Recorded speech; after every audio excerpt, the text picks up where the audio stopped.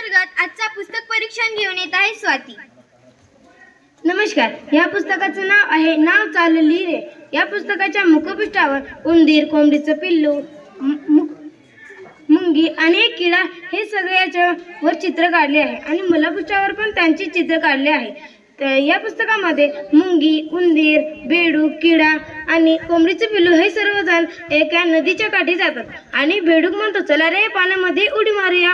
तेव्हा तो बेडूक पटकन पाण्यामध्ये उडी मारतो आणि या बाकीच्या पिल्लांना उडीच मारता येत नाही, म्हणून बेडूक त्यांच्यावर फार हसतो। त्या पिल्लांना फार वाईट वाटते। त्यांना एक युक्ती सुचते। ते सर्वजण एक एक वस्तू आणतात, म्हणजे उंदीर अक्रोडचे टरफल आणतो, कोंबडीचा पिल्लू एक पान आणतो, मुंगी एक गवताची काडी आणते आणि किडा एक काळा दोरा आणतो।